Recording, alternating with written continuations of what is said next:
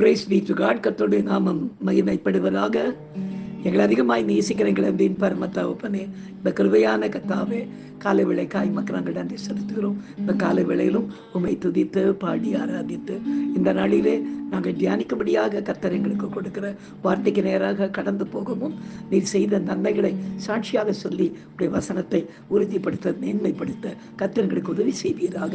இயேசுவின் நாமத்தில் ஜெபிக்கிறோம் எங்கள் ஜீவனுள்ள நல்ல பிதாவே.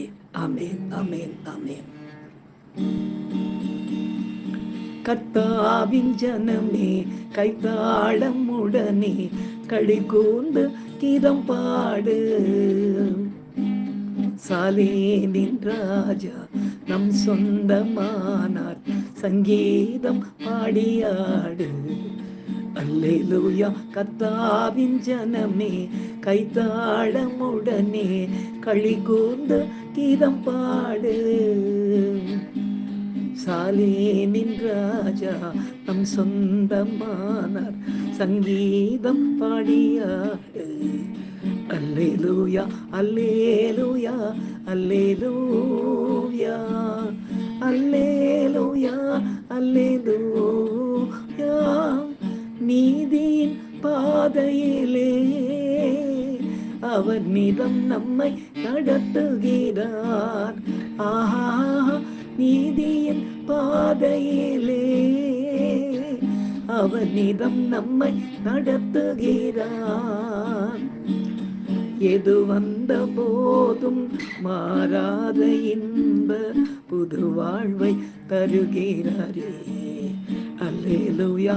எது வந்த போதும் மாறாத இன்ப புது வாழ்வை தருகிறாரே. கர்த்தாவின் ஜனமே கைத்தாளமுடனே களி கூர்ந்து கீதம் பாடு.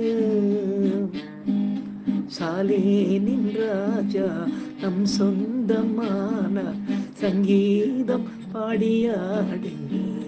அல்லேலூயா, அல்லேலூயா, அல்லேலூயா, அல்லேலூயா, அல்லேலூயா, அல்லேலூயா, அல்லேலூயா, அல்லேலூயா, அல்லேலூயா.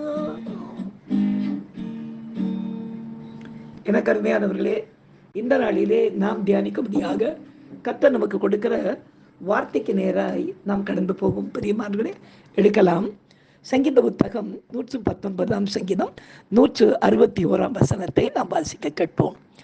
பிரபுக்கள் காரணமில்லாமல் என்னை துன்பப்படுத்தினார்கள், ஆனாலும் என் இருதயம் உமது வசனத்திற்கே பயப்படுகிறது என்று எழுதப்பட்டிருக்கிறது. பிரியமானவர்களே, நமது நிலைமைக்கு சற்று மேலே இருப்பவர்கள் நம்மை துன்பப்படுத்துவதற்கு வேறு காரணமே தேவையில்லை. அவர்களது ஸ்தானம் என்கிற அந்த ஒரு மதிப்பே அதற்கு போதுமானதாக இருக்கும். ஆனாலும் இந்த வசனத்தினுடைய உட்கருத்து என்ன?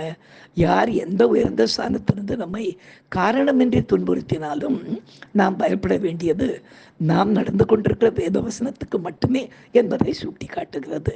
ஏன்னா வேதம் என்ன சொல்கிறது பாருங்கள். ஆனாலும் என் இருதயம் உமது வசனத்துக்கே பயப்படுகிறது என்று எழுதப்பட்டிருக்கிறது. ஏனென்றால் நீதிமான்கள் சிங்கத்தை போல கம்பீரமாய் இருப்பார்களாம். நாம் நீதியின் பாதையிலே நடப்பதால் யாருக்கும் காரணமின்றி பயப்பட வேண்டிய அவசியம் நமக்கு இல்லை.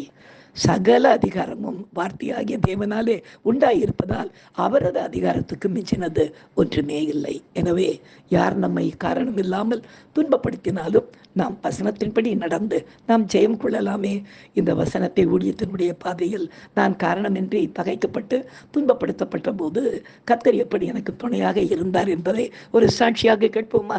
கர்த்தர் தாமே இந்த சாட்சியின் மூலமாய் மகிமைப்படுவாராக. அநேக ஆண்டுகளுக்கு முன்பாக நான் ஒவ்வொரு மாதமும் வியாழக்கிழமை அப்படி தாம்பரத்துக்கு போய் செய்தி கொடுத்து கொண்டிருந்த வேளையிலே செய்தியை கேட்டுக்கொண்டிருந்த அங்கிருந்த அநேக ஞானஸ்நானம் பெற்று கர்த்தருடைய பிள்ளைகளாய் மாறினார்கள். அப்படி இருந்தபோது ஒரு சகோதரருடைய மகளுக்கு திருமணம் நடந்தது. அவங்க சிஎஸ்ஐயை சேர்ந்தவர்கள், அந்த தென்னிந்திய திருச்சபையை சேர்ந்தவர்கள். அப்போ அவங்க பாஸ்டர்கிட்ட அவங்க கேட்டிருக்கிறாங்க, ஐயா இங்கே எங்களுக்கு தெரிஞ்ச ஒரு போதகர் செய்தி கொடுக்குறாரு, அதனால் என்னுடைய மக கல்யாணத்தில் அவரை செய்தி கொடுக்க நீங்கள் அனுமதிப்பீங்களான்னு. அவர் என்ன யோசனையில் இருந்தாரோ தெரியல. சாதாரணமாக லே ப்ரீச்சர்ஸ், அதாவது வெளியே இருக்கிற ஊழியர்களை அவங்க பலிபீடத்தில் ஏற்ற மாட்டார்கள். அவர் என்ன சொன்னார்னு தெரியல, ஒத்துக்கொண்டார். இவங்க சந்தோஷமாக என்கிட்ட வந்து சொன்னாங்க, பாஸ்டர் நீங்கள் தான் கல்யாணத்தில் செய்து கொடுக்க போகிறீங்க அப்படின்னாங்க. நான் சொன்னேன், சிஸ்டர் நல்லா தெளிவாக கேட்டுக்கோங்க, யூஸ்வலாக கொடுக்க மாட்டாங்க, அதனால் அங்கி போட்டவங்க தான் அங்கே அவங்க உடல் எடுப்பாங்க, எனக்கு பாருங்கள் அப்படின்னு சொன்னேன். இல்லை நான் கேட்டுட்டோம் பாஸ்டர்ன்னு சொல்லி திருமணத்திற்கு நானும் போயிருந்த வேளையிலே சாயந்தரம் ஒரு 5 மணிக்கு திருமணம் ஆரம்பமாக இருந்தது.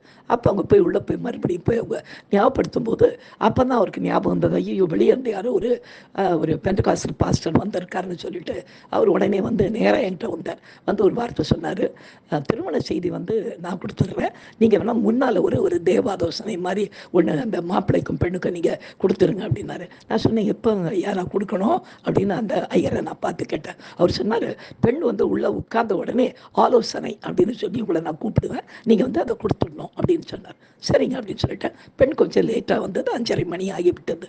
பெண் உள்ளே வந்த உடனே அங்கே ஏதேனில் ஆதிமனம் பாடலை பாடி பெண்ணை கொண்டு வந்து மணமகள் பவனி முடிஞ்சு உட்கார வச்சாங்க. உட்கார வச்ச உடனே இவர் வந்து பலிபீடத்தில் நின்று, இப்பொழுது சென்னை பகுதியிலிருந்து வந்திருக்கிற ஒரு போதகர் இப்போ வந்து பிள்ளைகளுக்கு தேவ ஆலோசனையை கொடுப்பார் அப்படின்னு சொல்லிட்டு பிற்பாடு தேவ செய்தியை திருமணத்தின் போது நான் கொடுப்பேன் அப்படின்னு அவர் அங்கே சொல்லிட்டார். எல்லாம் பார்க்குறாங்க, நடந்த 2 செய்தியான. சரி, நமக்கு எடுத்த உடனே ஒன்றும் ஆராதனையெல்லாம் ஒன்றுமே நடக்கலை, வெறுமனே எடுத்த உடனே தேவாலோசனை அப்படின்னு சொல்லிட்டாங்க.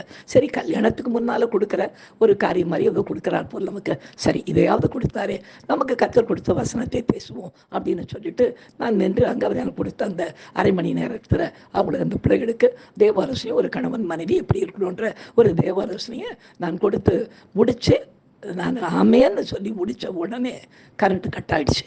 கரண்ட் கட் ஆன உடனே உனக்கு என்ன பண்ணுறதுன்னு தெரியல, உள்ளே போய் ஏதோ ஜென்ரேட்டர் பண்ணுறாங்க, என்னவோ பண்ணி பார்க்குறாங்க, ஒரு காரியம் இல்லை, அப்படியே இருட்டாக இருந்து கொண்டிருக்குது. என்ன பண்ண தெரியாமல் எல்லாம் விழிக்கிறாங்க. சுற்றி எல்லா ஜனங்கள் எல்லாம் அந்த கோயிலுடைய ஜனங்களை, இந்த சர்ச்சுடைய ஜனங்களை திறந்து விட்டு அது வழியாக காருங்களை நிற்க வச்சு அந்த காருடைய வெளிச்சத்தில் மீதியோட சர்வீஸை எல்லாம் நடத்தி முடித்தாங்க. கூடவே ஏதோ வீடியோ தான் எடுத்து முடித்தாங்க. நான் ஒன்றும் பண்ணலை, பேசாமல் நான் முடிச்சுட்டு நான் வந்துட்டேன். மறுநாள் அந்த சிஸ்டர் எனக்கு ஃபோன் பண்ணாங்க, ஐயா இப்படி உங்களை தொந்தரவு பண்ணது உங்களுக்கு கஷ்டமாக இருந்தது. நான் சொன்னேன், இல்லை சிஸ்டர், அவருடைய ஸ்தானத்திலிருந்து அவர் அதை சொன்னார், நான் எனக்கு கொடுக்க வேண்டிய ஒரு தேவ செய்தியை நான் கொடுத்துட்டு வந்துட்டேன் அப்படின்னு. அடுத்த மாதிரி நான் போனப்ப அவங்க ரொம்ப ஆச்சரியமாக என்னை பார்த்து சொன்னாங்க, ஆண்டவர் எப்படி நடத்தினார் பாருங்க அப்படின்னாங்க. என்ன சிஸ்டர் அப்படின்னா, நீங்கள் கர்த்தருடைய பிள்ளை தாழ்மையாக அந்த நாளையில் வந்து நீங்கள் அந்த இடத்துல செய்தியை கொடுத்தீங்க, ஆனால் வீடியோவில் என்ன வந்திருக்குன்னு பார்த்துருக்கீங்கன்னா, பெண் உள்ளே வந்தது, அவர் தேவ ஆலோசனை உங்களை கூப்பிடுறது, நீங்கள் தேவ ஆலோசனை கொடுக்கறது, அடுத்து பெண்ணுடைய வந்து திருமணம், அதாவது அவங்களுக்கு தாலி கட்டுவாங்க இல்லைங்களா, அந்த ஃபங்க்ஷன் மட்டும்தான் இருக்குதே தவிர மற்ற வேறு எதுவுமே அது உள்ள இல்லை. வெறும் உங்களுடைய செய்தியும் திருமணமும் மட்டும்தான், ஃபங்க்ஷனும் மட்டும்தான் இருந்தது அப்படின்னு சொல்லி கர்த்தர் எவ்வளவா அங்கே கூட இருந்தார் அப்படின்னாங்க. நான் சொன்னேன், இல்லை சிஸ்டர், அவர் என்ன துன்புறுத்துற மாதிரி எனக்கு தெரியல, அவருடைய ஸ்தானத்திலிருந்து அவர் காரியத்தை செய்தார், என்னுடைய ஸ்தானத்திலிருந்து எனக்கு கொடுத்த வசனத்தை நான் பேச கர்த்தர் உதவி செய்தார் என்று சொல்லி அந்த நாளிலே இந்த வசனத்திற்கு சாட்சியாய் என்னை கர்த்தர் நடத்தினார். எனக்கு நண்பர்களே, அதிகாரங்கள் எல்லாம் தேவனாலே உண்டாயிருக்கிறது, அதுக்கு மிஞ்சின அதிகாரம் ஒன்றுமே கிடையாது. எனவே வசனத்தின்படி நாம் வாழும்போது காரணம் இல்லாமல் நாம் பகைப்பட்டாலும் துன்புறுத்தப்பட்டாலும் நாம் பயப்பட வேண்டிய அவசியம் இல்லை. அந்த நீதியின் பார்வையிலே கர்த்தர் நம்மை நிச்சயமாய் நடத்தி முடிப்பார். நாம் செபிக்கலாம். எங்களை அதிகமாய் நேசிக்கிற எங்கள் அன்பின் பரம தகப்பனே, இந்த கிருபையான வேலைக்காய் மக்கள் நாங்கள் நன்றி செலுத்துகிறோம், மகிமைப்படுத்துகிறோம். நீதியின் பாதையில் எங்களை நடத்துகிறவரே உமக்கு நன்றி ராஜா. இப்படி திருவசனத்துக்கு மட்டும் பயந்து வாழ கர்த்தர்களுக்கு உதவி செய்யுங்க. தொடர்ந்து எங்களை நடத்துங்க.